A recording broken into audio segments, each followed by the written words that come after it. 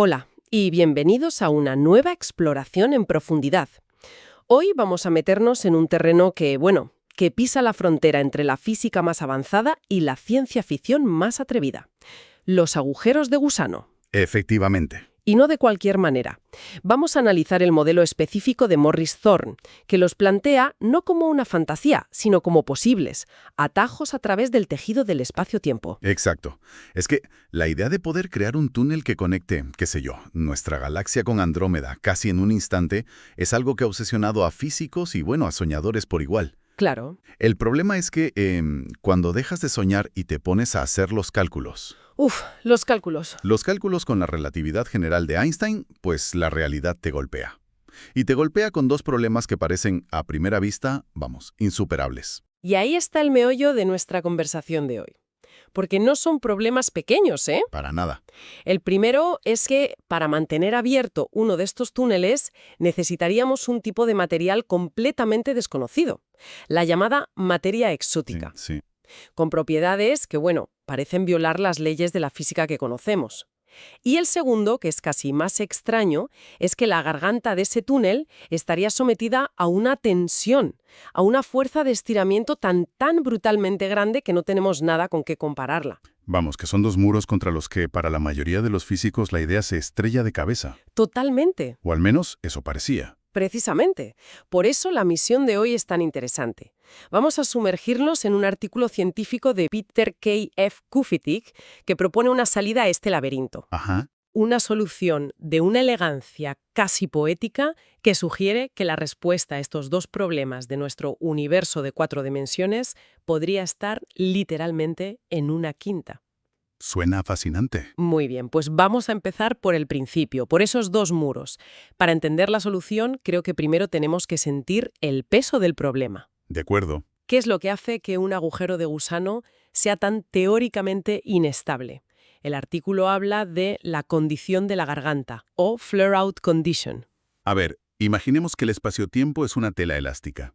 Un objeto masivo, como una estrella, la hunde, ¿no? Crea una curvatura hacia adentro. ¿Sí?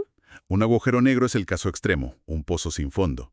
Ahora, un agujero de gusano necesita hacer justo lo contrario en su garganta, en su entrada. Claro, para no colapsar. Exacto. Para que el túnel no colapse sobre sí mismo, la tela del espacio-tiempo tiene que curvarse hacia afuera, como los bordes de una trompeta. Esa curvatura hacia afuera es la flare-out condition. Entiendo. Es una especie de efecto antigravitatorio localizado. O sea, tiene que repelerse a sí mismo para no implosionar. Justo. Y aquí es donde las ecuaciones de Einstein nos ponen contra las cuerdas. Nos dicen que ninguna forma de materia o energía que conozcamos, planetas, estrellas, gas, radiación, nada, puede generar esa curvatura hacia afuera. Toda la materia normal, digamos, atrae. Toda la materia normal genera gravedad atractiva.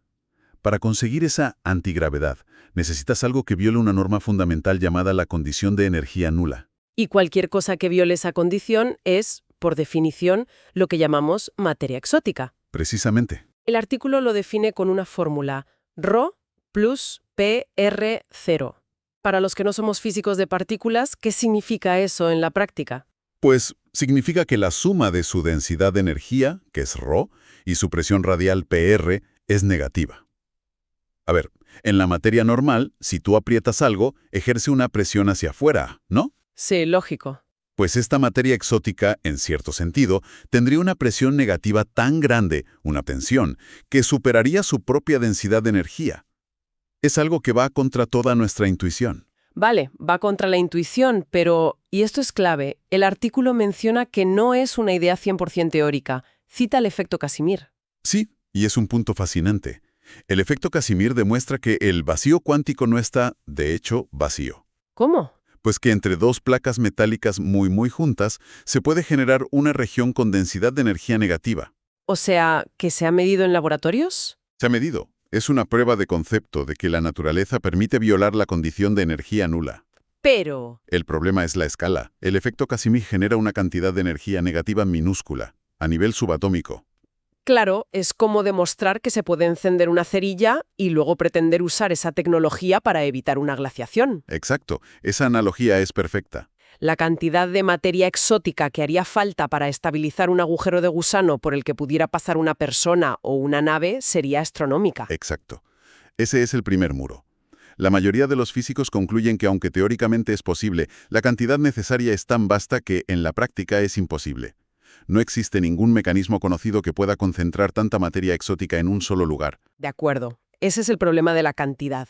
Pero luego está el segundo problema, el de la tensión, que a mí me parece casi más desconcertante. Ujú. El artículo habla de la tensión radial en la garganta y, en lugar de empezar con cifras abstractas, usa una analogía brutal. Sí, y es la mejor forma de entenderlo.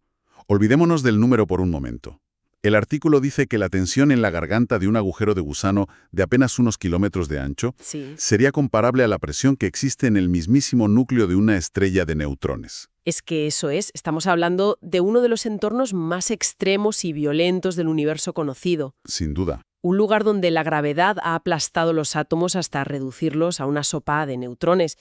Es una fuerza que desintegraría cualquier material concebible. Y es una fuerza que aplastaría la propia materia exótica que se supone que la está generando. Y ahí está la paradoja. Claro. La primera idea sería, bueno, esta tensión la produce la materia exótica. Pero los candidatos teóricos que tenemos para materia exótica, como la energía oscura de tipo fantasma, son increíblemente difusos, Tienen densidades de energía bajísimas. bajísimas. No podrían generar ni una billonésima parte de esa fuerza. Es como intentar sujetar un rascacielos con telarañas. No funciona. Entonces, el material que necesitamos para que el agujero de gusano exista es demasiado débil para soportar las condiciones que su propia existencia crea. Exacto. Es un callejón sin salida. Parece un callejón sin salida. A menos que el problema esté mal planteado. A menos que estemos buscando la solución en el lugar equivocado. Y aquí es donde el artículo de Q50 da un giro de guión y nos saca de nuestras 4 dimensiones. Introduce la teoría de la incrustación, o embedding theory. Ujú. Esto me suena a una idea que ya tiene su historia en física, ¿no? La de que nuestro universo podría ser una membrana flotando en un espacio mayor. ¿Es esa la dirección que toma el artículo? Exactamente esa. Y es la clave de todo el argumento. La idea, que se remonta a los años 20 con Kaluza y Klein, es que nuestro espacio-tiempo, 4D, 3 de espacio y 1 de tiempo. eso es, pues que no es todo lo que hay. Podría ser solo una superficie, una brana, incrustada en un hiperespacio de 5 dimensiones. Y el artículo se apoya en una versión moderna de esto, la teoría de la materia inducida. Materia inducida. Eso suena a que la materia no es algo fundamental, sino que aparece de alguna otra cosa. Precisamente, según esta teoría, lo que nosotros percibimos como materia y energía en nuestro universo, Las estrellas, el polvo cósmico, nosotras mismas. y crucialmente, la materia exótica no es una sustancia real. Es la manifestación geométrica de cómo nuestra membrana de 4D está curvada y se mueve a través de esa quinta dimensión invisible. Para un momento. O sea, ¿Sí? la materia sería, por así decirlo, la sombra proyectada por una geometría de una dimensión superior. Es una idea que te vuela la cabeza. O sea que la materia exótica no sería algo que tengamos que encontrar o fabricar, No. sino que sería el efecto visual de que nuestro universo está doblado de una forma particular en ese hiperespacio. Exacto. El problema deja de ser de física de materiales, de encontrar una sustancia imposible, y se convierte en un problema de geometría del espacio-tiempo. Ahora el artículo da un paso más y especifica la naturaleza de esa quinta dimensión. Y esto me ha costado. Sí, No es otra dimensión espacial como el largo, el ancho o el alto. Propone que es una dimensión temporal adicional. ya. Eso ya es mucho más difícil de visualizar. Es casi imposible de visualizar, pero matemáticamente es coherente y no es una idea que el autor se saque de la manga. Lo fascinante es que conecta este modelo con algunas de las áreas más punteras y respetadas de la física teórica, ¿Como cuáles? como los espacios anti-de Sitter y la famosa correspondencia ADCFT, que es una de las herramientas más potentes que tenemos para intentar unificar la gravedad y la mecánica cuántica. Entiendo. El hecho de que encaje con estas otras teorías le da una cierta solidez, ¿sabes? Sugiere que no es una hipótesis aislada y arbitraria. De acuerdo, aceptemos el barco. Nuestro universo 4D flota en un hiperespacio 5D con una dimensión temporal extra y la materia es una ilusión geométrica. Bien, La pregunta del millón es, ¿Cómo resuelve esto los dos problemas que parecían irresolubles? Empecemos por la tensión demencial en la garganta. Aquí es donde la geometría hace su magia. Al reformular las ecuaciones de Einstein en este escenario de 5D, aparece un nuevo elemento en el juego. La forma del agujero de gusano ya no es arbitraria, sino que depende de la gravedad local, la función de desplazamiento al rojo, y de un parámetro libre nuevo, que el artículo llama K. K. Una simple letra. Una simple letra. Pero esta K es la llave. Representa la curvatura extrínseca, es decir, cómo se dobla nuestra membrana en la quinta dimensión. Vale. Y aquí viene el truco, que es brillante. Imagina una palanca. Si aplicas una pequeña fuerza muy lejos del punto de apoyo, puedes levantar un peso enorme. Sí. Aquí el parámetro K actúa como esa palanca geométrica. Al ajustarlo a un valor increíblemente preciso, la geometría de la quinta dimensión ejerce una tensión gigantesca en nuestro universo de 4D. Espera. ¿Quieres decir que la tensión no la genera ninguna materia, sino que es una fuerza fantasma que viene de esa otra dimensión? Exactamente. La tensión colosal deja de ser un producto de una sustancia misteriosa y se convierte en un efecto puramente geométrico. Las matemáticas muestran que se puede elegir un valor para K que haga que el denominador en la ecuación de la presión sea un número negativo y minúsculamente cercano a cero. Claro. Y como sabemos de las matemáticas del colegio, dividir por un número que es casi cero da un resultado gigantesco. Es como un truco de contabilidad cósmica. La fuerza no viene de una cosa que esté ahí, sino de la forma del propio espacio-tiempo. Justo. Resuelve el problema de la tensión sin necesidad de una fuente física. Me parece increíble. Lo es. Transforma un problema físico en uno geométrico y lo resuelve. Vale, eso resuelve la mitad del puzzle, la más violenta. Pero me queda la duda. Si la tensión es geometría, ¿qué pasa con la materia exótica? ¿Todavía necesitamos ese ingrediente imposible para la condición de la garganta, para que el túnel no colapse? Y esa es una pregunta crucial. La respuesta es que sí. Todavía la necesitamos, pero el modelo la vacía de contenido. ¿Cómo?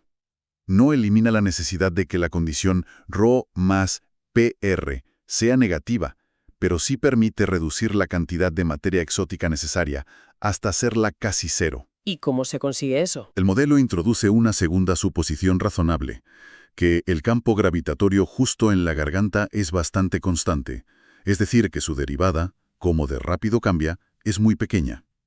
Si partes de esa base, las nuevas ecuaciones 5D te permiten hacer que la suma ρ plus PR sea negativa, cumpliendo el requisito para ser materia exótica. Sí.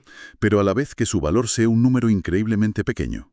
Casi, pero no exactamente cero. Es decir, sigues teniendo el sello de materia exótica, pero en una cantidad tan ínfima que deja de ser un problema. Exacto. Ya no necesitas el equivalente a una galaxia de energía negativa, sino quizás el equivalente a una bacteria. Una cantidad minúscula. Y lo más importante, el origen de esa pequeña cantidad de energía negativa sería, de nuevo, la propia geometría de la quinta dimensión. No habría que buscarla en ningún sitio. No, el modelo la induce de forma natural. Los dos grandes muros se desmoronan. Un momento, esto suena demasiado bueno para ser verdad. Si podemos ajustar un parámetro K a un valor ultra preciso y asumir que otra variable es casi cero para obtener el resultado que queremos, ¿no es eso hacer trampas? Es una buena pregunta. En física, el ajuste fino, o fine-tuning, suele ser una bandera roja, una señal de que nos falta una pieza del puzzle. ¿Cómo lo justifica el autor? Y haces bien en ser escéptica, porque esa es la principal debilidad del modelo, y el propio autor lo reconoce abiertamente. Requiere un ajuste fino considerable, y eso a los físicos no les gusta. Huele artificial. Claro. Cuando una teoría necesita que varios números sin relación aparente coincidan con una precisión de muchísimos decimales para funcionar, a menudo es que hay algo más profundo que no estamos entendiendo. Entonces, nos quedamos ahí. Es una solución elegante, pero probablemente incorrecta. Podría ser, pero el artículo añade un giro final muy interesante. A ver. Resulta que esa suposición que se hace para minimizar la materia exótica, que la gravedad cambia muy poco en la garganta, coincide con lo que otros estudios, por caminos totalmente diferentes, han encontrado que es una condición necesaria para que los agujeros de gusano sean estables. ¿Estables? Estables, que no se desintegren ante la más mínima perturbación. Vaya, o sea que lo que parecía un ajuste artificial para resolver un problema, casualmente también resuelve otro, el de la estabilidad. Exacto. Es una coincidencia afortunada que le da un poco más de consistencia al argumento. No lo demuestra, claro, pero lo hace menos arbitrario. Sugiere que quizás no es una casualidad. Sugiere que quizás esos valores tan precisos no son una casualidad, sino el reflejo de una física subyacente que aún no comprendemos del todo. Hemos recorrido un camino largo y, bueno, tortuoso, desde los problemas fundamentales hasta esta solución de 5 dimensiones. Creo que es un buen momento para recapitular las ideas clave. De acuerdo. Empezamos con un dilema que parecía irresoluble. Los agujeros de gusano de Morris Thorne, para ser transitables, necesitaban 2 ingredientes imposibles: Sí. cantidades absurdas de materia exótica y una garganta capaz de soportar una tensión comparable a la del centro de una estrella de neutrones. 2 barreras que hacían que, para la mayoría, esto no fuera más que un juego matemático. Cierto. Entonces llegó la propuesta del artículo de Curve-Hittig, sacar el problema de nuestro universo. La idea es que vivimos en una membrana de 4D dentro de un hiperespacio de 5D con una dimensión extra de tipo temporal, y en ese nuevo escenario la propia materia se convierte en una manifestación de la geometría, y con ello los problemas se disuelven. La tensión colosal. La tensión colosal no es una fuerza real, sino un efecto de la curvatura en esa quinta dimensión, algo que se puede activar ajustando un parámetro geométrico del modelo. Y la necesidad de materia exótica, aunque no desaparece del todo, se reduce a una cantidad tan minúscula que deja de ser un obstáculo. Exacto. Y, de nuevo, su origen es la propia geometría del hiperespacio. Se transforma un problema de materiales en uno de pura geometría. Con la gran advertencia, el pero que hemos discutido, todo el edificio se sostiene sobre un ajuste fino muy delicado de sus parámetros. Sí, Una solución tan precisa que a muchos les resulta sospechosa. ciertamente. Pero lo que me parece más fascinante, y creo que es la idea con la que debemos quedarnos, no es tanto si este modelo concreto de agujero de gusano es el definitivo. Ajá. El propio artículo lo presenta como una herramienta matemática, un modelo eficaz. Lo realmente provocador es la pregunta que deja flotando en el aire. Y es una pregunta que va mucho más allá de los agujeros de gusano. Si esta idea es remotamente correcta, si la realidad que experimentamos, la materia, las fuerzas, el espacio y el tiempo, es solo la sombra o la proyección de una realidad de dimensiones superiores, ¿Cómo podríamos llegar a comprobarlo? esa es la cuestión. Exacto.